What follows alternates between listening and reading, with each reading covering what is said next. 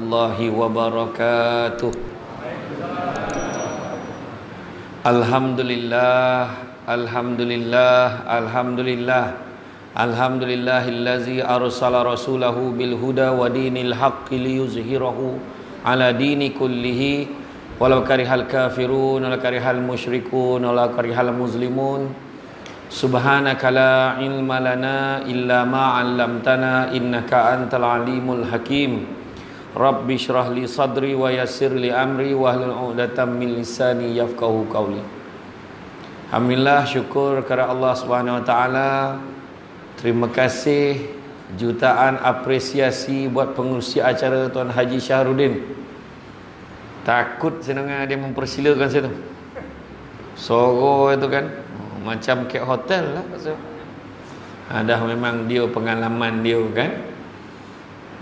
Ustaz Nazifi selaku imam pada malam ini, Tuan Imam, barisan jawatankuasa Masjid Al-Amin Seksyen 17, Shah Alam, seterusnya pemimpin-pemimpin tempatan, semua yang berkesempatan hadir, ketua-ketua lorong kalau ada lah, tuan-tuan dan puan-puan yang dirahmati Allah sekalian. Syukur sekali lagi kepada Allah Subhanahu wa taala kerana dengan limpah dan izinnya dapat kita bersama-sama pada malam ini dalam membicarakan. Saya yakin dah ada sambutan malam hijrah kat sini. Tapi kita ni nambah-nambah lah kan, nambah-nambah puiso mana yang ada kan. Jadi bila sebut tentang hijrah ini, saya dapat banyak tajuk-tajuk hijrah yang polik-polik tahun ni. Pertama, tahun baru, norma baru. Tu okey lagi. Tahun baru, azam lama. Ada? Tahun baru, azam tertangguh pun ada. Saya dengan Samsul Rawau di Johor, tahun baru, azam macam sama je. Tu. Jadi sebenar-benarnya dia, kalau kita tengok kan, hari ni kita dah tak banyak masa. Tak banyak masa maksud dia tiba-tiba je ayat kita kan, tiba-tiba lah dah 1442. Ayat dia tiba-tiba. Itu paling mahal orang Melayu Malaysia ni. Tiba-tiba dah raya ayat dia kan. Tiba-tiba dah masuk tahun baru Islam. Apa pasal tu katnya? Apa sebab? Sebab dia kata masa cepat berlalu. Tak. Sebab nak mati. Itu jawapan paling tepat sekali. Makin lama makin dekat. Sebab Imam Al-Ghazali dah kata, dia tanya nak muridnya, apa yang paling tajam? Lidah. Apa yang paling jauh? Masa lalu. Apa yang paling dekat? Mati tu. Anak murid dah jawab, saudara, mak, ayah tak. Mati paling dekat sekali. Tadi kita berdiri tu dekat dengan mati. Berdiri luar masjid ni tadi. Dekat dengan mati tu. Tak percaya, cuba berdiri tengah jalan tu. Kan? Sebab dah dekat dah tu. Kalau dapat sikit, tunggu. Kan? Boleh jadi. Cuma tinggal lagi. Semalam, 2 hari lepas saya pergi ke surau di Mambau. Seorang perempuan pagi berjalan nak pergi subuh. Nak pergi solat subuh di surau di Mambau, Seremban. Dekek-dekek dengan nasi lemak, kedai nasi lemak yang Nabil kau jual mungkin. Dilanggar oleh satu kereta Myvi, melambung dia. Perempuan. Dia dalam perjalanan pergi. Siapa sangka? Dengan telokong lagi, di tangan dia pegang erat duit RM2. Dia memang niat nak sedekah. Meninggal dengan keadaan pegang RM2 kat tangan. Cerita betul ni. Bukan kata cerita tahun lepas nak suat khabar ke 2 hari lepas. Ceritanya makna kata, dokeknya, bila masuk tahun baru, dengan tahap macam-macam tanda Allah dah bagi, apa lagi nak tunggu-tunggu. Makna dah macam-macam tanda Allah bagi kayak gitu. Ada orang dokek-dokek nak PKP tu, dia tu nak kira masa kat KLIA jantan. Sampai kat Makkah perempuan. Tak siapa orang, tak tahu lah. Saya tak nak sebut nama itu. Tapi dia pakai telekong siap cakap, tak ada apa-apa pun. Kan? Itu baru sikit. Banyak lagi lah orang mempertikaikan agama, orang hina Nabi. Cerita akhirnya Allah bagi lamsam. Kan ujian. Siapa sangka tiba-tiba surau tak boleh masuk, masjid tak boleh masuk. Macam yang paling menyampah sekali waktu tu, rindunya pada rumah Allah. Masuk dalam Facebook. Bilakah penantian ini berakhir? Masalah sebelum PKP dia memang tak datang. Kalau tuan-tuan ni semua yang memang datang, faham ni yang jenis tak datang, tapi yang penting mesti upload. Kan? Tak sadar gitu lah. Nak beritahu masa dah tak banyak. Tapi apa pun Nabi ajar kita macam mana? Nabi ajar kita, suruh kita bekerja bersungguh-sungguh seolah-olah kita hidup 1000 tahun. Beribadahlah kamu seolah-olah nak mati besok. Tu je. Makna beribadahlah sungguh-sungguh. Kan? Muju dapat masuk. Alhamdulillah. Kuliah subuh sekarang ni lebih daripada 3 saf. Sebab penjarakan sosial.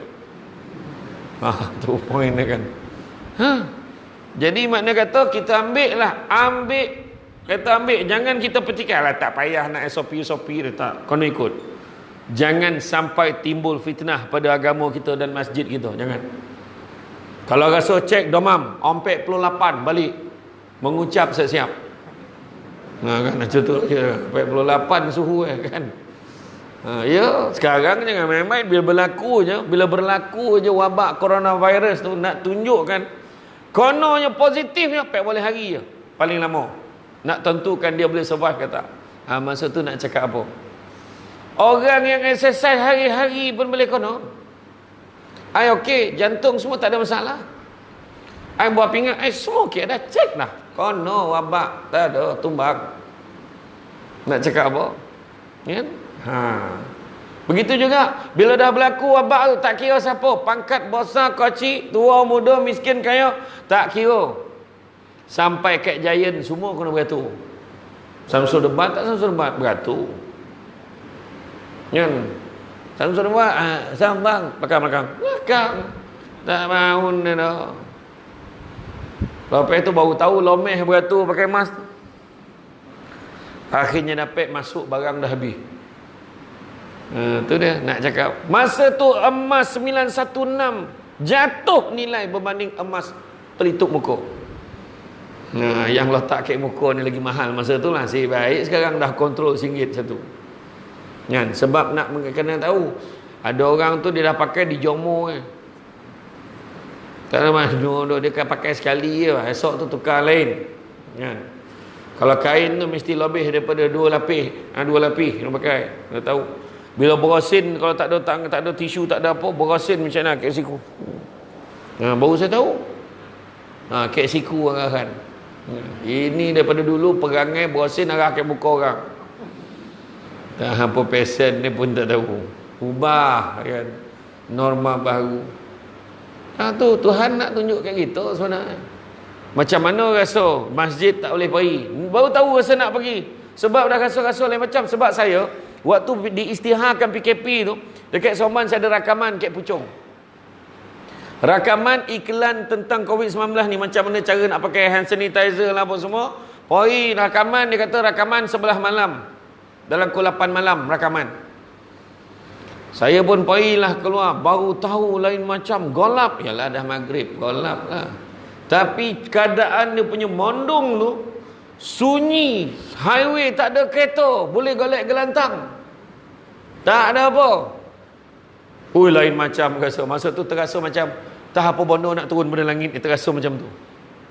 Masa tu orang selesa nak, tak sabar nak balik rumah ya. Pergi ke keluar pun tak capek balik rumah, rasa macam tu. Tapi ya betul ada hikmahnya. Hikmahnya kita berjaya dengan tidak semena-mena melahirkan jutaan imam tanpa tauliah. Masa tu barulah abah itu tahu banyak lagi surah dalam Quran tu daripada surah Al-Ikhlas. Biar dia jadi imam daripada dulu ni, nak toina ku Allah, nak toina ku Allah, kemudian tahu anak lagi banyak apal surah pada dia. Jadi bila kita cerita tentang perubahan yang kita nak buat, benda yang pertama masalah kenapa manusia tak berubah. Kalau ngikut kata-kata Datuk Doktor Fadilah Kamsah beritahu, manusia bukan tak nak berubah, tapi dia tak nampak sebab kenapa dia kena berubah. Kau ni berubah lah, apa salah? Aku okey apa? Itu masalah tu. Ada orang macam tu. Okey dah.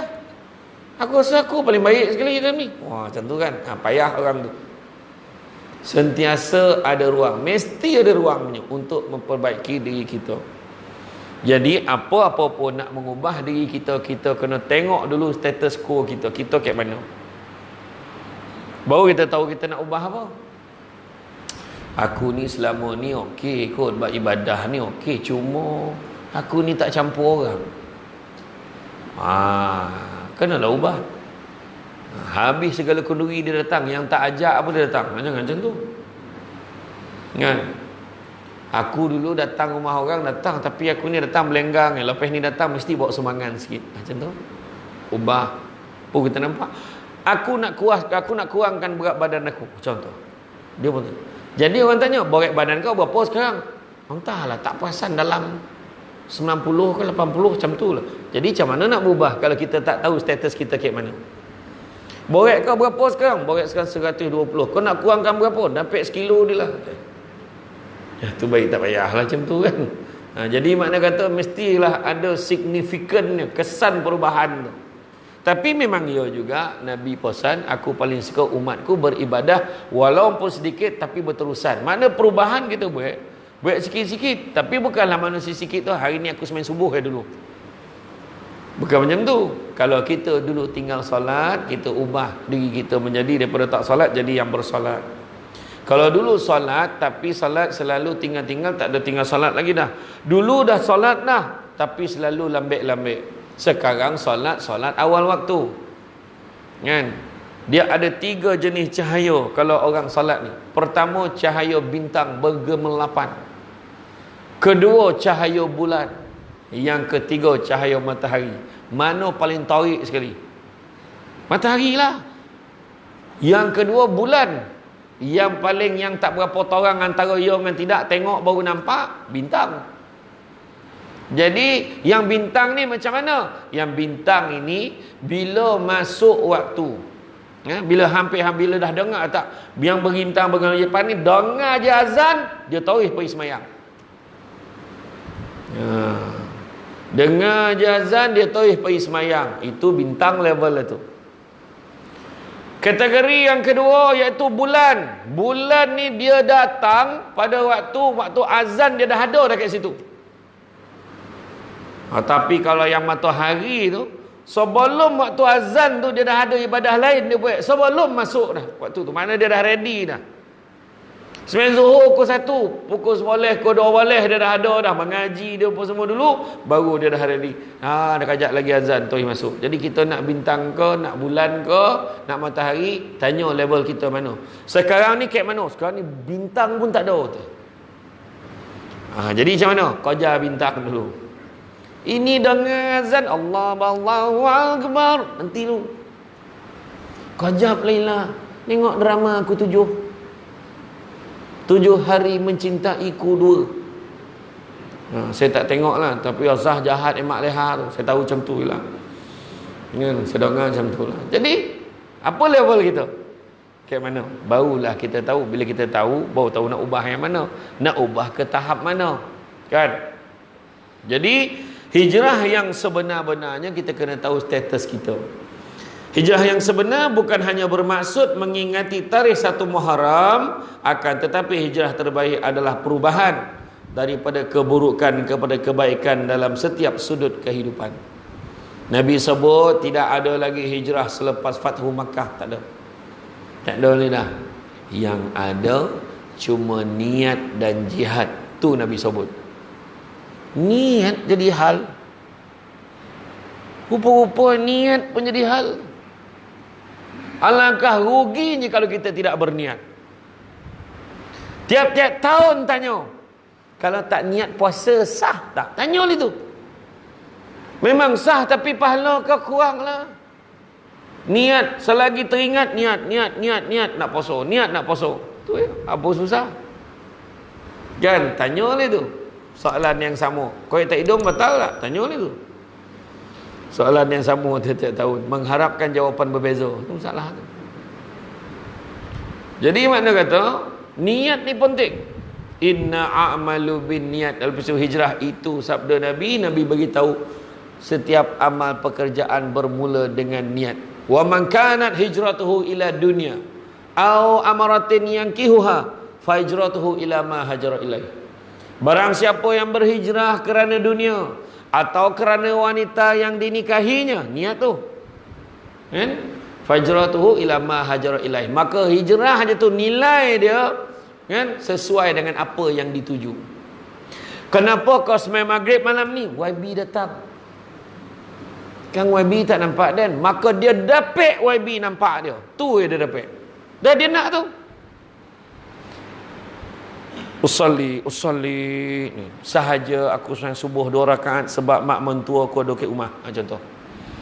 Mak mentua ada kat rumah langsung subuh dia. Kunut kemain-kemain Allahumma hdina biar bilik sebelah mak mentua tu dengar. Jadi setakat tu ialah dapat. Niat tu penting.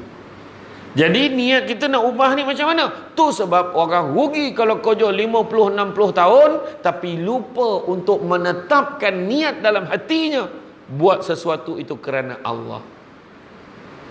Kita tahu dah ibadah khusus, kita tahu semayang maghrib 3 rakaat, kita tahu dah jamak qasar macam mana, kita tahu dah kalau puasa macam mana daripada terbit fajar sampai terbenam matahari, kita tahu dah waktu bila boleh berbuka, kita tahu dah semayang maghrib isyak macam mana, berapa rakaat, semua ada dia punya kaedah dia. Bukan main belasah je. Hari ni aku rasa isyak aku buat 2 je. Allah Maha Penyayang, Maha Memahami. Tak ada dah. Tak boleh macam tu dah. Mesti ikut kaedah dia. Tetapi ibadah umum ni tuan-tuan dan puan-puan yang dikasihi sekalian adalah apa-apa juga benda yang baik yang diizinkan oleh Allah, kita buat kerana Allah, dapat pahala ibadah. Saya ulang balik. Apa-apa benda yang baik yang diizinkan oleh Allah, kita buat niat kerana Allah, dapat pahala ibadah. Contoh, hujung minggu ni kita ada gotong royong untuk membersihkan Masjid Al-Amin. Jadi hadirin hadirat dijemput hadir. Datang gotong royong itu benda baik, diizinkan oleh Allah, datang niat kerana Allah, dapat pahala ibadah. Tentu. Ibu tunggal tak ada makanan, kita hantar makanan, benda baik. Kan? Tapi cara tak diizinkan oleh Allah, kita pergi seorang-seorang jumpa dia. Kan? Tak diizinkan oleh Allah, walaupun niat kerana Allah, tak kono tuan-tuan dan puan-puan sekalian. Kan? Seorang je datang abang haji, abang nakkan privacy. Lebih pula kan. Contohlah kan. Cara itu pun nak kono-kono, sebab dalam Islam matlamat tidak pernah menghalalkan cara. Ingat tu. Jadi mana kata kena niat. Rugilah kita kalau kita lupa niatkan Allah. Kebanyakan kita buat benda baik dah banyak. Banyak benda baik. Tolong orang, hantar orang. Kadang orang tahan, boleh tak nak tumpang pergi depan? Aduh, nenek. Kita pun hantar dia sampai depan. Dah turun, aduh rugi betul tak niatkan Allah tadi. Baiklah. Kadang banyak benda baik dah, banyak benda. Lalu tabung masuk duit sebab orang lain masuk, takkan aku tak masuk? Rugi. Kita tahu pahala, mungkin ada pahala, tapi tidaklah sebanyak orang yang niatkan Allah. Jangankan itu, nikah pun. Cuba imam tanya, ni nak tanya kau ni kenapa kau nak kahwin ni baik? Cakap jawab, apa pasal kau nak kahwin? Tengoklah BBNU tu jawab apa? BBNU, budak baru nak up. Tengok dia jawab apa? Apa pasal kau nak kahwin ni dik? Omak bising dia. Ni omak togah dia, omak bising. Kau ingat bila kau kahwin omak kau senyap. Macam tu bising Dulu bising bila nak kahwin. Bila dah kahwin, bila kau nak beranak? Bila dah beranak, asyik lelaki anak kau, bila dah dapat anak perempuan? Dah dapat anak perempuan, kau ni asyik beranak, sudah-sudah lah. Beranyak pula anak pun bising. Yang seorang lagi, kenapa kau nak kahwin ni? Kan kawan semua kahwin dah mam, tinggal saya seorang yang belum. Kenapa kau nak kahwin? Umur saya berapa dah? Yang seorang tu lagi tahu, kenapa kau nak kahwin? Geram mana tengok budak perempuan tu, lagi parah. Susah nak jumpa. Imam tanya, kenapa kau nak kahwin ni dik? Imam, saya nak kahwin kerana Allah. Susah nak jumpa. Biasanya yang jawab kahwin kerana Allah ini biasanya lelaki yang dah kahwin. Macam tu lah yang saya dapat tahulah setakat kajian yang dibuat lah. Macam tu lah. Tapi jangan risau, tetap tak lopeh kan. Sampai hati abang buat macam ni. Kenapa bang? Kenapa? Kerana Allah. Dia jawab. Itu jawapan yang ada kan. Tapi niat kena. Kadang-kadang contoh minum air. Minum air. Kita minum air, bismillahirrahmanirrahim kita minum. Betul tak? Memang betul. Kita bismillah, kita minum air. Tetapi sejauh mana bila kita baca bismillah datang terbit dalam hati kita dengan nama Allah. Sudah ni dia jadi prosedur.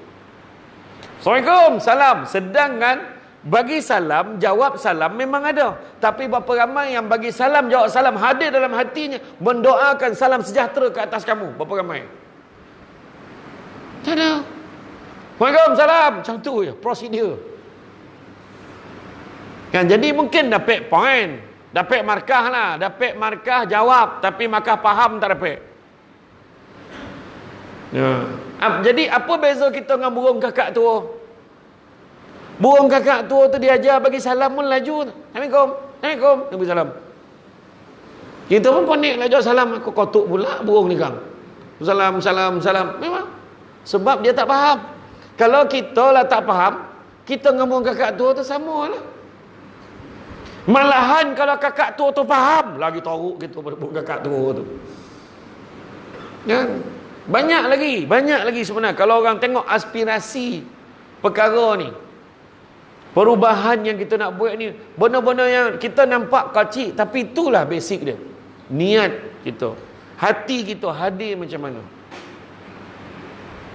Rupa-rupanya dalam surah An-Nisa ayat 100 Allah dah bagi tahu, wa may yuhajir fi sabilillah yajid fil ardi muraghaman katsira wa sa'ah. Barang siapa yang berhijrah, berubah niat dia kerana Allah, di jalan Allah, fi sabilillah yajid fil ard, maka dia akan mendapati bumi Allah ini tempat hijrah yang luas dan rezeki yang banyak. Jangan risau-risau, niat kerana Allah ada dah joki kita.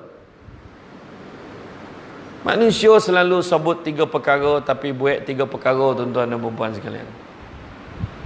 Pertama, dia selalu sebut aku hamba Allah, tapi selalu buat benda yang Allah tak suka. Kedua, dia selalu sebut rezeki datang daripada Allah. Bila susah dek PKP mengelupur, tak ada kebantuan untuk kami. Yang ketiga, manusia selalu sebut dia akan mati, tapi perangai macam tak nak mati. Yang pertama tadi memang tahu buat banyak benda yang Allah tak suka, mengumpet, mengaji, mengatur dan sebagainya. Rezeki, cuba tengok bila susah. Itu sebab saya kata orang tua-tua dulu-dulu lah, kalau berlakulah PKP ketika zaman ayahanda sekalian masa kecil dulu lah kan. Mak ayah dulu dah tak ada panik lah. Cuk ubi boleh, ini boleh, janji ada benda makan, survive. Dalam bokeh tu, dalam apa kepuk dia tu ada padi kotak-kotak jadi boreh, masak ada. Pergi kejap ngai tangguk je, pap dapat ikan. Jadi ikan seluang, mak sedap kan. Dulu tak ada dapur gas apa, tak ada pun, tak ada dapur karen pun, tak ada. Kayu api mana yang ada. Saya masuk kat Taman Negara jumpa orang asli tu. Kat Taman Negara, dia ambil kayu, apa, kulit kayu tu, dia gosok, menyala api. Hana dia. Ya. Dan dia saya cakap tu, tuan malam ni jangan balik dulu, ada kita baru dapat tangkap seekor mana kenuri makan besar malam ni. Kau tangkap apa? Musang teh. Musang dia ada minta apalah, sesusah yang saya kata tu. Tapi memang ya, nak tunjukkan apa? Orang dulu-dulu boleh survive pun. Yang sekarang rumah besar, kereta besar, kecanggihan, teknologi maklumat, panik. Apa nak buat? Apa nak jadi ni? Beli barang kat pasar raya, macam memang dah tak ada masa lain dah. Habis, tak fikir orang belakang pun nak beli barang tak. Itulah kita. Orang dulu pucuk paku. Yang orang Jawa lagi lah, sayur bening. Yang sadap bening. Hari ni anak-anak balik cakap dengan mak tolonglah buat bening sikit mak. Buat bening sikit. Dia suruh maknya buat. Dulu suruh buat bening tu bukan sebab sedap mana. Dulu sebab itu je yang ada. Kan? Itu yang perlu direnungkan. Orang dulu kepantangan pergi rumah orang ni. Minta bantuan. Kepantangan orang dulu. Biar dia aku mati, aku takkan pergi minta ke dia. Kau ingat tu. Wah, macam tu sekali ayah kita. Jangan, dia kata, minta-minta orang hari ni. Tolonglah. Kata. Yang paling best tu, kereta basah, rumah basah, pergi bercuti luar negara. Tak ada kebantuan untuk kami. Langsung kena kecam. Tapi tentang dia memang tengah susah tu. Masa senang tak beringat tu ya. Apalah lagi kan? Itulah. Ada satu rumah besar, kereta banyak, tapi dia orang gaji pun tak dapat datang kat rumah tu. Sebab dia PKP, tak boleh keluar. Jadi dia pula orang gaji tak boleh datang, suami terperangkap luar negara. Ada. Jadi duit pun tak sampai, tak tahu suami hidup tidak pun tak tahu. Apa cerita suami kat luar negara pun tak tahu. Ada macam-macam masalah. Suami kena kuarantin rupanya. Suami tak dapat dihubungi. Segala urusan kewangan selama ini bergantung dengan suami dia. Benda ni berlaku. Yang kita pula yang hukum orang dengan tak tahu apa-apa tu perangai tak habis-habis daripada dulu.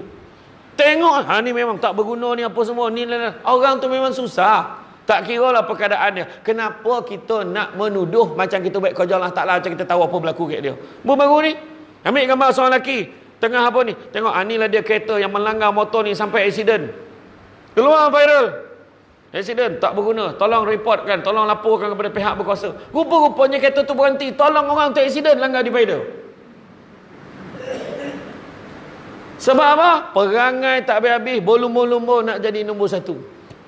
Dalam menyebarkan maklumat palsu pula tu. Bukan maklumat betul. Hakikat dia ini. Jadi, kita tengok balik. Niat tu. Betul sebab Nabi sebut niat. Niat tu penting. Sebab niat tu penting. Sebab niat yang baik Allah dah kira pahala. Kenapa Nabi sebut inna amalu biniat ni? Sebab dalam ramai-ramai yang ikut Nabi berhijrah, bukan semua yang ikut Nabi niat kerana Allah. Ada seorang pemuda ikut Nabi sebab ada seorang perempuan dia gamar dengan budak perempuan tu. Budak perempuan tu ikut Nabi hijrah, maka dia pun ikut. Itu dia. Setting nak kena betul. Tu sebab kalau kita boleh handphone, kita dapat handphone tu, benda pertama sekali kita akan adjust setting. Nak terang mana, tulisan besar mana. Lepas tu kalau ringtone tu ada pula orang ni telefon lain bunyi. Bini dia telefon tu. Bunyi rimau letak kan. Kan? Jadi mak dia kata dia boleh. Sebab apa? Setting orang tak usik hari-hari. Setting ni kali pertamanya. Dan kalau ada masalah, apa salah tiba-tiba gelap malam ni? Dia akan perbetulkan balik setting dia. Macam tu juga kita. Kalau nampak macam ada sesuatu yang tak kena, perbetulkan balik setting kita. Kemana pergi duit aku? Kenapa duit aku tak cukup? Ni apa pasal? Duit gaji banyak. Cek balik, rupa-rupa dulu pernah setting janji daripada diri sendiri, berazam tak nak membazir beli benda-benda yang tak ada kena-mena dengan keperluan, tapi kita rupa-rupanya melayan. Perbetulkan balik setting tu. Macam tu Tengok dari segi ibadah kita, niat dan jihad. Jihad perjuangan macam mana? Tengoklah Nabi dulu. Bukan senang cerita Nabi dulu. Nabi dah tahu Nabi akan berhijrah ketika peristiwa Isra' dan Mi'raj. Jarang-jarang datang surah Al-Amin cover tu Isra' Mi'raj sekali. Kan? Jadi bukan senang tu. Kan? Sikit-sikit dia tak. Masa peristiwa hijrah tu, peristiwa Isra' Mi'raj tu, kan Jibril temankan Nabi. Dia kata kau nampak tu Yathrib tu. Kenapa pula? Nanti Allah akan perintahkan kau berhijrah ke sana wahai Muhammad. Nabi dah tahu. Jadi bila Nabi dah tahu, sembahlah tak ada. Jadi mana Nabi dah dapat idea lah, tak adalah Nabi terperanjat. Macam contoh, ada dengar-dengar kau mungkin kena tukar ke Putrajaya. Ya ke? Itulah aku dengar-dengar macam tu lah. Jadi dah standby tu. Tiba-tiba surat sampai, jangan-jangan ni surat ke Putrajaya. Tak adalah dia terperanjat. Kan? Dia dengar-dengar macam tu lah. Ada yang dengar-dengar kau nak kena buang, lagi terperanjat. Itu lagi terperanjat lah kan. Jadi makna kata Nabi dah tahu awal. Jadi apabila Nabi diperintahkan oleh Allah berhijrah pada malam itu, Nabi kata, oh tidak, pun tidak. Dah masa tu lah. Ya Allah, kau bagi aku seminggu ya Allah, sebab ada orang nak bunuh aku. Tak ada Nabi macam tu? Tak ada. Nabi keluar pintu depan lah, gentleman. Macam mana lah khabar Nabi pelarian? Dia cakap.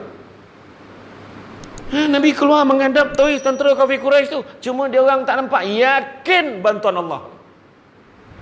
Tu cerita. Tapi kadang-kadang ialah kita faham, mungkin ada yang terlepas cakap. Dia bukan niat agaknya. Mungkin dia cuba bawa konsep lain. Tapi sebenarnya tak.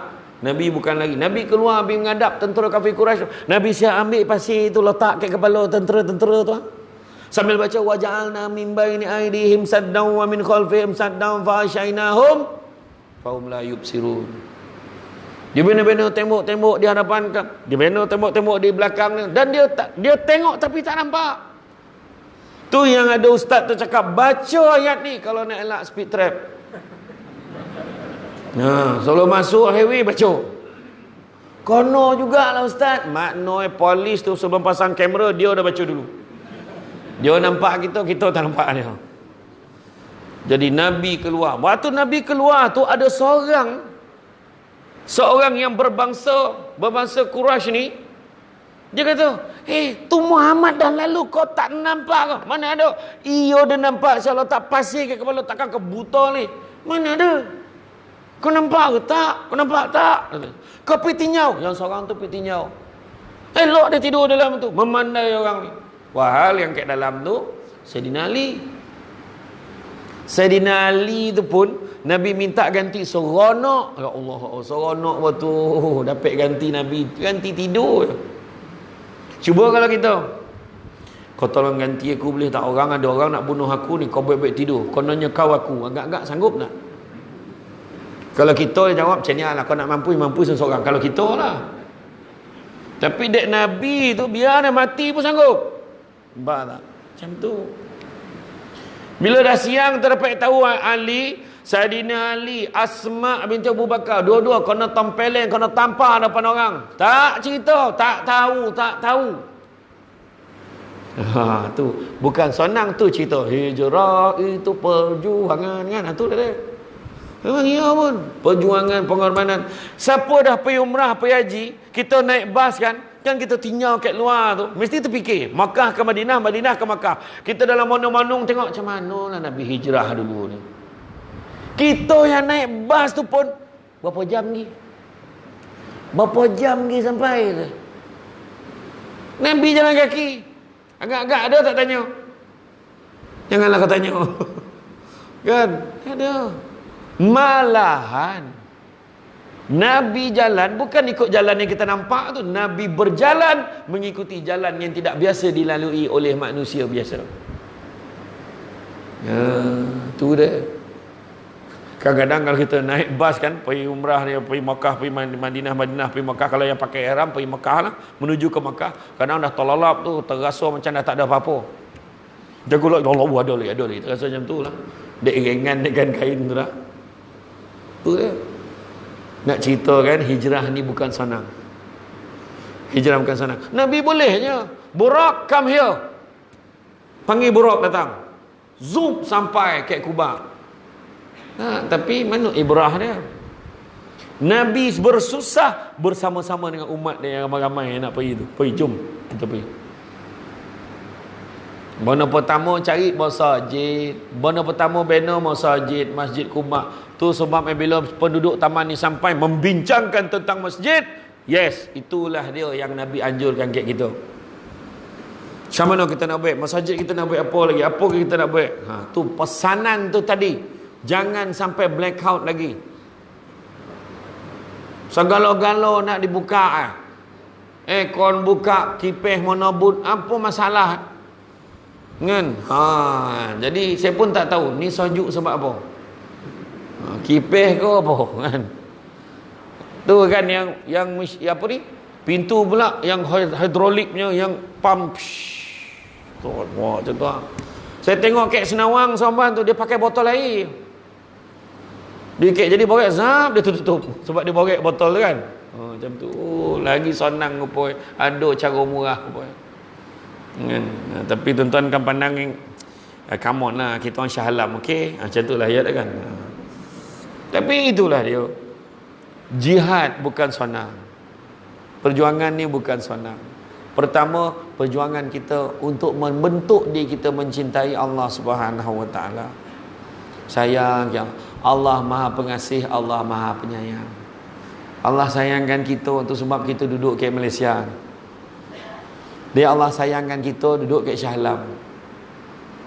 Bayangkanlah lahir-lahir duduk kat Palestin. Bukan kata Allah tak sayang, tapi azab duduk sana. Dah lah duduk kat Shah Alam lah tu. Hari tu waktu PKP saya dapat tahu ada budak-budak yang duduk kat Bintulu.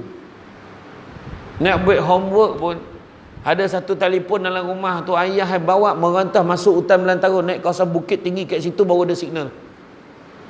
Sampai kan mak ayah pun tidur dengan anak tu sekali kat atas bukit tu, biar anak siap kerja baru balik. Macam tu sekali. Yang kat bandar-bandar besar Shah Alam, Soman, Kuala Lumpur, berapa ramai anak-anak cikgu komplain left group. Left group kurang asam betul, lain dah elok orang left group. Bayangkan tu cabaran hari ni kan, budak-budak sekarang ambil macam mana. Jadi jihad yang disebutkan dalam surah As-Saff ayat 10, 11, 12, 13. Cuba kita tengok. Nanti balik nanti tengok. Surah As-Saff ayat 10, 11, 12, 13. Allah Ta'ala tanya, mahukah sekiranya aku tunjukkan kamu satu perniagaan yang menguntungkan? Apakah perniagaan itu? Berjihad membela agama Allah dengan dua perkara. Berjihad membela agama Allah dengan dua perkara. Yang pertama harta benda, yang kedua diri sendiri. Itu dia. Dan jihad ni tak semestinya berapa orang. Kan? Maksudnya diri sendiri itu jaga perangai, ubah sikap, ikut akhlak Nabi. Dan begitu juga dengan harta benda, maka duit kita dibelanjakan di jalan Allah, sebab benda tu bukan senang. Allah uji kita simple-simple dia. Poi cucuk duit kat mesin ATM. Masa masuk tadi clear, baru nak cucuk dah ada budak kat depan pintu tu. Masa bila budak ni sampai dah pegang tabung ni ni. Muka time ni lah kau nak datang.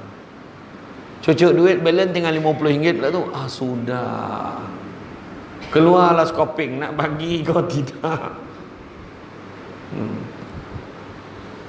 Dek, senyum dek, tahu maaf dek skoping ya dah. Situ ah cakap lah. Lain kali dek ya. Macam tu cakap elok. Ni tanya banyak pula tu. Kau pada mana ni? Surat ada surat. Ni ada kebenaran tak ni? Ni surat ni betul ke tipunya surat ni? Kau tak sekolah ke? Kau datang berapa ramai ni? Tanya dekat setengah jam. Assalamualaikum. Satu sen pun tak bagi. Kesian budak tu menunggu, menjawab tak dapat apa pun. Ni begitu dah. Susah. Bab duit ni paling susah. Nak sedekah, Allah. Dah lah sedekah sikit, menyobot pula tu. Sedekah tapi menyobot-nyobot. Apa nilai tu? 7 golongan yang mendapat perlindungan daripada Allah Azza wa Jalla.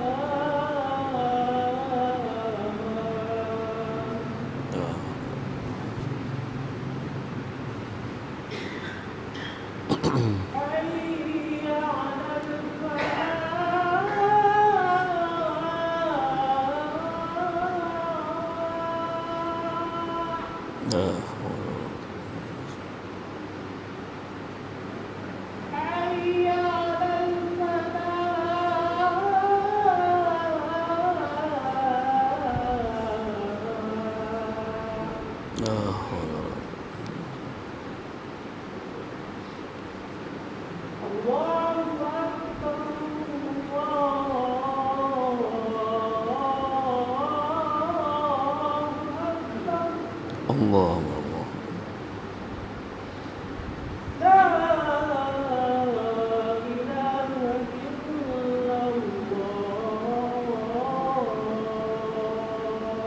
La ilaha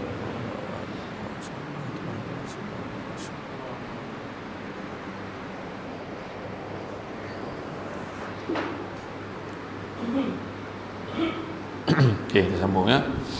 Jadi 7 golongan yang mendapat naungan daripada Allah, yang mana tak ada naungan selainnya akhirat kelak. Yang pertama, orang yang merupakan pemimpin yang adil. Nombor 1. Pemimpin yang adil. Nombor 1. Kedua, orang muda yang sibuk beribadah kepada Allah. Tu dapat naungan Allah juga. Ketiga, orang yang hatinya terpaut pada masjid. Macam mana pun mesti nak pergi masjid. Balik kampung, pergi Johor pun mesti tanya, masjid ada tak dekat-dekat sini? Pergi Melaka, pergi Mahkawan, pergi Masdara, tetap tanya, masjid dekat tak sini? Yang keempat, orang yang berkasih sayang kerana Allah, bertemu kerana Allah, berpisah kerana Allah. Sayang suami kerana Allah, sayang bini kerana Allah, sayang sahabat-sahabat naik masjid ni, semua kerana Allah. Kemudian orang yang diajak berzina oleh seorang perempuan yang cantik dan kaya, tapi ditolaknya kerana takut kepada Allah. Bukan makna perempuan buruk dan miskin boleh. Kan dah kaya dan lawa ditolak, buruk tak apa, kan? Kalau kaya dan lawa pun ditolak, ni pula buruk dan miskin lagi tak selera, macam tu lah kira. Yang keenam, orang yang memberi sumbangan, tangan kanan dia sedekah, tangan kiri tak tahu, makna merahsiakan sumbangannya. Tu cerita tadi tu. Dan yang ketujuhnya, orang yang duduk bersendirian, basah pipi dia dengan air mata, mengenangkan dosanya kepada Allah. Tu sebab tu semua soalan bocor tu, tuan-tuan. Usahlah rugi, dah tahu tapi tak buat, kan? Jadi sumbangan dari bagi dah lah sikit, menyobot pula langsung kena padam malaikat. Kan? Kau tahu tak berapa sumbangan banner masjid tu? Berapa? 18 juta. Duit aku ada RM5 dalam tu. Dah lah RM5 cerita pula langsung padam. Tak payah, kan? Jadi yang saya cerita tadi dalam surah As-Saff tadi, berjihad membela agama Allah dengan harta benda dan diri sendiri tadi, apakah keuntungannya? Ada 4. Pertama, akan diberikan keampunan daripada dosa-dosa. Kedua, akan diberikan syurga adnin yang mana di bawahnya mengalir sungai-sungai, cantik sekali. Ketiga, akan diberikan pertolongan oleh Allah SWT. Apa juga masalah, ada pertolongan Allah. Dan yang keempatnya, akan diberikan kejayaan, kemenangan yang mana cepat masa berlakunya. Baca surah As-Saff 10, 11, 12, 13. Tu janji Allah tu. Mana kata rugilah kita kalau kita tak buat. Tu sebab orang yang bersedekah, kita tengok belum pernah lagi orang sedekah sampai jadi miskin, tak ada. Lagi dia sedekah, lagi Allah bagi balik kat kita. Jangan kerakut-kerakut. Kan, ni bukan kodakut lagi nak, kodakut campur komut. Langsung tak ada lagi tu. Macam lah apa, lagi banyak. Kadang-kadang diuji macam tu. Ada orang dia kalah dengan ujian duit, tiba-tiba tak datang masjid sebab dia duit. Sibuk nak kira duit tak habis-habis. Ada orang diuji oleh Allah dengan binatang ternakan yang menjadi. Beranak pinak lembu, ke lembu ke banyak, ke lembu ke banyak. Sudah dah mula dah dongki dengan orang lain. Ada. Ada orang diuji dengan bini. Tapi bini tak adalah lawa benar, tapi sikit-sikit macam ni lafa muka, macam itulah. Dah elok makin hari-hari datang masjid, langsung tak datang lah. Kenapa pula? Bini lawa teh. Kenapa pula punca tu kan? Diuji. Ada orang diuji dengan anak. Anak, kan? Macam mana nak uji dengan anak tu? Baru nak pergi, alah abah kata nak bawa kita pergi pasar malam ni. Alah, esok lah pergi masjid tu. Yelah. Buka kopiah, pakai cap. Jom pasar malam tu kan. Wah, boleh ya? Boleh pergi pasar malam. Abah pergi masjid sekejap, balik kan kita pergi. Boleh. Tapi hati tak nak macam tu lah. Bini pula, abang janji dengan budak-budak macam mana? Bini pun satu. Kan? Saya tak kisah bang, budak-budak ni bising. Wahal yang banyak membeli jagung dia, yang taufu dia. Kan? Sudah nak beli aiskrim potong ni. Kan? Tak, ni bukan orang sini dah, orang tempat lain. Sini okey, tempat lain. Ya. Itu sebabnya. Kan? Makna perjuangan dia. Tapi macam saya cakap tadi, syurga adnin yang mengalir sungai-sungai cantik. Mana kita tahu cantik macam mana? Kalau kita buka kitab Muka Syafatul Qulub pada Imam Al-Ghazali, kita tengok tajuk menangis kerana Allah. Bagaimanakah beberapa orang manusia masuk ke dalam syurga, dibentangkan permaidani dan juga singgah sana untuknya, disiapkan makanan yang hebat-hebat. Kemudian Allah Ta'ala beritahu pada malaikat, kau bukakan tabir ini biar mereka dapat memandang wajah aku. Kemudian malaikat nak tanya, malaikat sekadar tanya, dia bukan mempertikaikan, ya Allah, macam mana nak buka tabir ini dengan tahap mereka derhaka kepada engkau, ya Allah. Hati dunia derhaka kau jual ni. Maka Allah Ta'ala beritahu, bukakan tabir ini kerana mereka di atas dunia seringkali menangis kerana aku. Wah, tu dia soalan bocor.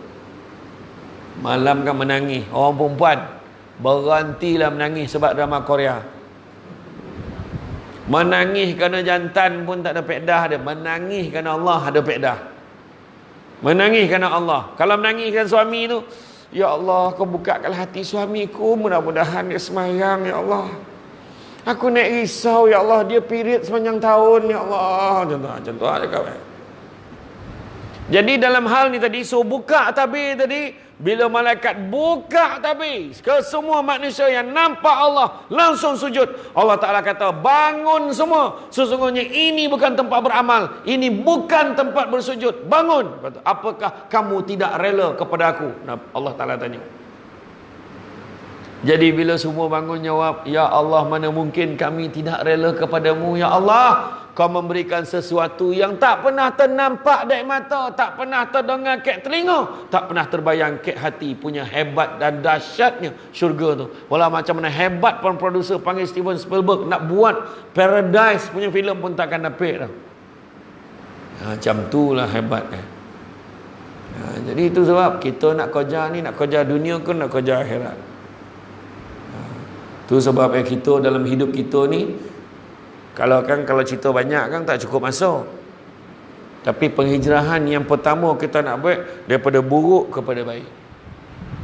Sebab dah tak ada dah Fathu Makkah, dah tak ada. Jadi perubahan nak buat, berubah pada buruk pada baik, baik pada lebih baik, lebih baik kepada lebih baik. Sedekah. Dulu aku kedakut, aku nak sedekah lepas ni. Sedekah betul-betul. Siap tanya, imam, cakap mam, berapa lagi tak cukup? Untuk aircon ni cakap, berapa lagi nak pasang? Kita target nak pasang 5. Kalau boleh aircon tu setiap topi sejadah atau ada satu. Wah, macam tu lah kita peranyat Masjid Syalam yang tu. Masjid negeri tu. Masjid negeri tu ada kipas kan dekat setiap tu kan. Ini aircon sama satu. Itu mau sajuk kain ni boleh sujud tu. Kan? Tak ada lah. Siap tanya, berapa lagi aircon? Kita rasa dalam 6 aircon lagi baru cukup. Berapa lagi belanja tu? Kita target dalam 10,000. Tak apa, saya bagi sikit. Saya sumbang sikit untuk ringankan beban. Berapa? RM10. Dia punya tanyo kan. Bagi RM10. Dia punya garang tanyo tu kan main lagi kan. Tak apa, bagi sumbangan.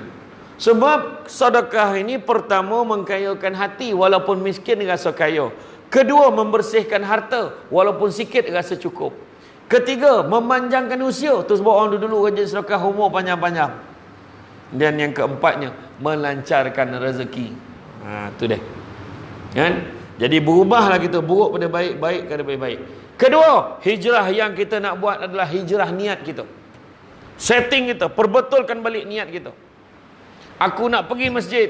Malulah ustaz, pergi masjid semayang kat kursi. Tak salah Yang patut malu yang tak semayang tu. Dah lutut awak sakit, nak baik macam mana? Kan nak operate kan, ada orang sanggup dia tak nak operate bukan apa. Kalau operate lutut kan langsung dia tak boleh nak duduk kat bawah. Tak apalah, ikut kemampuan kita. Jangan dengar yang seorang tu, yang sekor tu cakap dalam video tu. Itu yang semayang kat kursi tu mazhab kursi dia. Jangan dengar cakap dia tu. Semua tak boleh tu dia tu. Macam-macam. Tahlil tak boleh, apa tak boleh, semua tak boleh. Kalau tak sebab tahlil tak itulah masa bila baik sendiri. Kan? Apa salah? Malam ni ada kena tahlil. Neraka. La ilaha illallah, sabarlah. Tahlil la ilaha illallah, la ilaha illallah. Kan ada disebut liman kana yarjullaha wal yawmal akhir wa zakarullaha katsira. Siapa nakkan rahmat Allah, nakkan hari akhirat, maka ingatlah Allah banyak-banyak. Salah satu cara tahlil. Benar baik. Bukannya menyanyi. Ada imam dalam kuliah tahlil ni saya akan mulakan dengan serangka pantun. Aduh, tak ada tahlil. Bukan nak meminang dah. Kan, saya persilakan Bilal untuk menyampaikan sebuah lagu yang dipetik pada album Left Handed. Mana ada? Jangan mengak. Tak ada dah. Malam ni kita doakan keberkatan ahli keluarga ini, sebab ada seorang ahli keluarga ini tengah sakit kuat. Begitu juga kita doakan mudah-mudahan murah rezeki untuk keluarga ini. Masa tu lah. Tuan-tuan nak belajar tentang zikir panjang-panjang, pergi Somban. Nampak yang pondok Syekh Murtada tu, tuan-tuan tahulah apa maksud zikir panjang. Itu yang orang kalau tak biasa sampai Somban tu dia tanya, ni tolak bala ke cari bala ni? Dia macam tu cakap tu. Tak ya Habib, dah hilang-hilang lutut baru doa. Tanyalah orang ni 9 dia tahu tu. Ya Latif, Ya Latif, Ya Latif, Ya Latif, Ya Latif, Ya Latif. Ingat dah habis? Ya Arhamar Rahimin, Salimna wal Muslimin. Ya Arhamar Rahimin, Salimna wal Muslimin. Ya Rahman, Ya Rahim, Ya Rahman, Ya Rahim. Rabbi shfina min kulli da wa afina minal bala. Rabbi shfina min kulli da. Astaghfirullah, innallaha kana tawwaba. Astaghfirullah. Hujung tu Abdullah zikri falamu annahu la ilaha illallah. Logo dah la ilaha illallah ni dah hujung. Dia tak tahu tu balun 1000 pula. La ilaha illallah, la ilaha illallah, la illallah, la dah laju. La illallah. Yang seorang la ilaha illallah. Mana dah panik seorang tu. Ya. Tapi fikir-fikir balik, kata Syekh Murtada dulu, barulah berbaloi udang galah kat dapur tu. Tukang masak, ponik masak tak habis lagi. Al-Fatihah dah habis. Zikir. Menterdarah banyak zikir secoet berbondo. Kan? Iya. Bila doa panjang-panjang pula, doa minta. Iya. Kalau fikir-fikir balik, kalau buat sendiri belum tentu buat sendiri.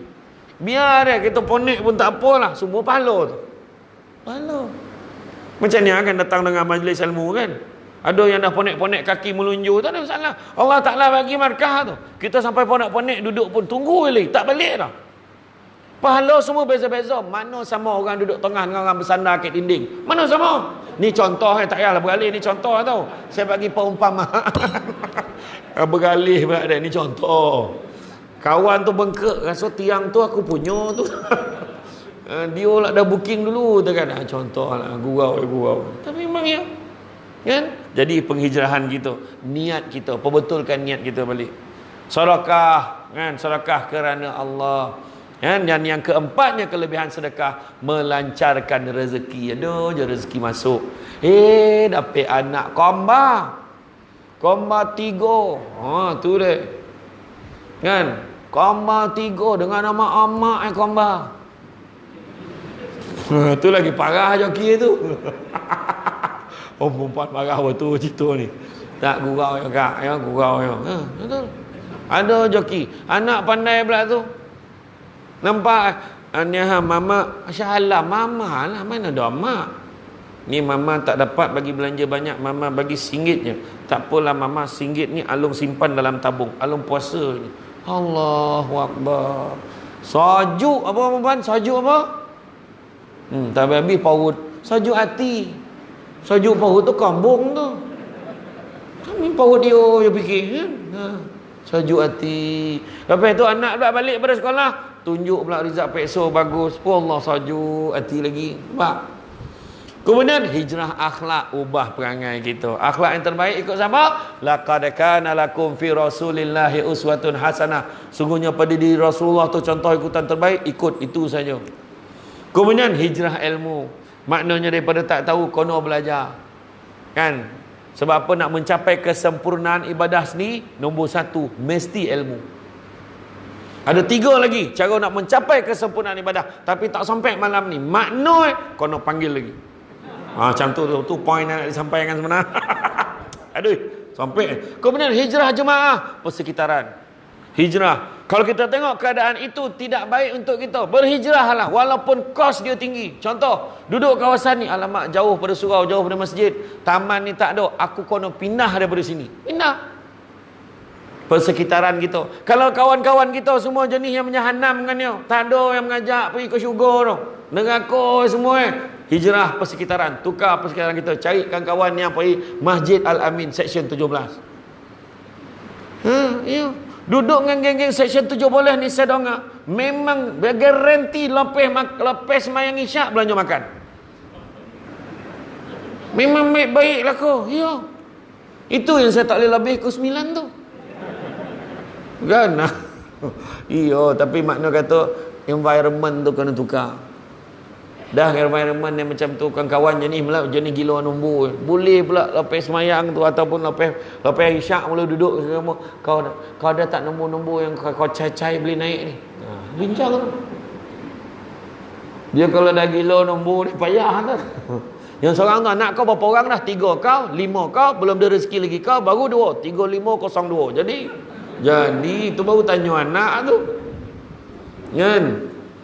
Jadi tukar persekitaran kita. Kan? Kemudian hijrah penyakit. Apa maksud hijrah penyakit? Hijrah meninggalkan penyakit hati. Pertama, penyakit tamak buang. Sebab apa orang tamak? Tak syukur. Itu jawapannya. Kedua, penyakit sombong. Sombong untuk benda yang tak ada apa-apa. Kau tengok kereta aku, lawa tau, berkilat kan? Azia. Bukan BMW. Belum BMW macam tu punya sombong. Kan? Itu sebab saya gambar ni Azia tuan-tuan. Ingat saudara diri sikit. Ya. Tu saya ceramah kat masjid Kek Ijuk tu. Saya kalau sampai dengan saya tak tahu yang masuk tu, saya bagi semua orang masuk dulu, baru saya masuk kendian. Saya semayang kat belakang, saya senang nak jamak sekali. Saya semayang kat Ijuk tu. Bila dah masuk belakang tu, dah habis saya bagi salam, ada pula jemaah sebelah tu boleh tegur saya tu. Pencamah belum sampai dia tu. Sudah. Aku salah masjid ke apa? Saya pun tanya siapa pencamah? Samsul Debat. Sudah, dia tak kena saya siapa. Agak tengok depan-depan lain ke lah. Saya baru nak cakap saya lah Samsul Debat, dia tambah lagi semenjak keluar TV ni lambek sampai la ilaha illallah, tambah pula lagi. Tapi saya tak marah lah, saya sabar lah kan, saya diam lah, tak jadi saya cakap dah, saya diam lah. Tak lama tu JK masjid nampak saya, tuan meh kita nak mula. Saya pun salam jadi pakcik, saya mula dulu, dia pandang dengan saya pergi sampai depan tengok pakcik tu dah tak ada, balik pakcik tu. Tu orang tua-tua dulu cakap siang pandang-pandang tu, cakap malam dengar-dengar, ini malam depan mata, batang mata pun tak nampak. Kan nak cakap apa kan? Jadi penyakit tu, penyakit sombong. Kadang sombong benda tak ada apa-apa. Hoi, baju ni cantik betul lah. Aku ingat pagi raya baru tampah baju kat kedai Cina tu, try pakai. Hoi, ini pagi raya ni kalau orang tengok mesti buntang mata ni. Bulan 1 dah siap baju tu. Kau tengok sekali PKP padan muka kau, masa bila kau nak pakai? Cakap sombong untuk benda tak ada apa-apa. Bukan apa warna pun baju tu. Soalan nak ditanya, confirm ke hidup lagi pagi raya nak pakai baju tu? Besok arwah dulu beria nak pakai baju ni, tak sampai dah. Tu, takat tu. Tu cakap tu. Sombong. Kedua sombong. Sombong puncanya apa? Sama juga tak bersyukur, tak ingat ke Allah Ta'ala. Dan yang ketiga, dengki. Penyakit dengki. Buang je jauh. Dengki bahasa Melayu, bahasa Arab hasad. Punya teruk di Malaysia ni, dua-dua pakai. Hasad, dengki, dua-dua pakai. Apa maksud dengki? Saya bagi mudah aja. Kita tahu ingat, dengki ni bukan maksud iri hati ke tak. Paling senang nak ingat. Dengki samalah artinya mempersoalkan apa yang Allah dah tentukan untuk orang lain. Itu dengki. Kata sahabat, tuan guru Ustaz Said Abdul Kadir Al-Jufri, dia kata kalau nak tengok tanda-tanda dengki dah ada dalam hati, nak tengok dengki dah ada dalam hati kita ni, senang ke? Bila saudara-saudara kita dapat satu kebaikan atau kegembiraan, kita tak rasa apa-apa, makna dengki dah sampai tu. Contoh, dengar dia naik pangkat, macam tu je, tak rasa apa, makna dengki dah sampai tu. Tapi dengar dia naik pangkat, tak apa dijilat bos tu, confirm dengki dah ada. Ya. Aduh, benda nak petikai kan. Tu dengar haji tu pergi masjid, kau tengoklah berapa lama dia pergi. La ilaha illallah. Kan? Dia dah pergi, alhamdulillah. Kan? Jadi kita tengok, buang perasaan dengki, dan begitu juga hijrah matlamat dunia kepada matlamat akhirat. Kenapa? Sebab bila kita ambil akhirat, dapat dua-dua. Ambil dunia, dunia saja. Sebab nanti balik tengok surah Asy-Syura ayat 20. Surah Asy-Syura ayat 20, Allah Ta'ala beritahu apa? Barang siapa yang mengejar keberuntungan akhirat, nescaya kami akan tambahkan keberuntungannya itu. Maknanya dunia pun dapat.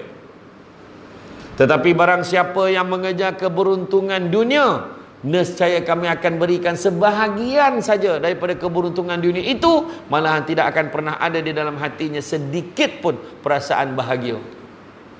Tak ada bahagia tu. Tengoklah orang kaya tu kadang bonong, heran tengok. Kita tuan-tuan sekarang ni, katalah dalam wallet kita, dalam poket ada 500, dalam bank ada 1000. Okeylah tu sebelum pencen masuk.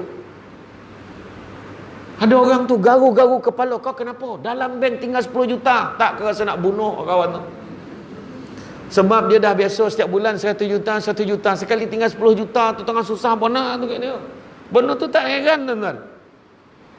Itulah ujian Allah bagi kat kita. Allah uji muda dengan tua, sehat dengan sakit, lapang dengan sempit, hidup dengan mati, kaya dengan, bukan dengan miskin. Allah uji kaya dengan kecukupan. Ada orang kaya tapi tak cukup-cukup. Itulah tuan-tuan dan puan-puan sekalian, penghijrahan, konsep hijrah pada hari ini. Jadi rasa cukup sakat itu. Saya faham signal muka tu, saya faham.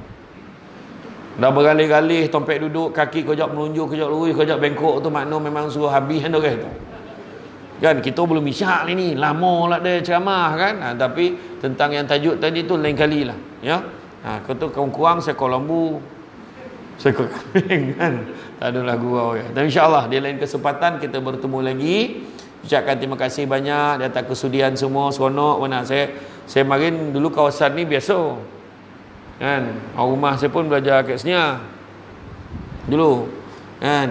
Jadi dulu saya duduk dekat section 24 masa belajar dulu dengan mak saudara saya. Lepas tu final year saya duduk dekat Sri Muda, dekat sana lah. Lepas tu sambung belajar sampai habis. Itulah Shah Alam ni, insya-Allah lah haram pakai GPS kalau masuk Shah Alam. Macam tu lah kira. Hafal dah segala orang buat tu. Cuma sekarang banyak jalan-jalan baru, terlangsung juga lah sekarang ni kan. Jadi itu saja daripada saya. Ucap terima kasih banyak. Cuma sedikit makluman saya. SD, macam mana nak alihkan anak-anak daripada gadget agar kami sekeluarga kembali mesra? SD, sebab harta kami adik-beradik bergaduh dan ada yang ingin putus saudara. Apa yang perlu saya buat? SD, anak saya suka melawan kata saya. Ada tak tips nak melembutkan hati anak? SD, suami saya curang tapi saya tak nak poligami. Dosa tak kalau saya minta cerai?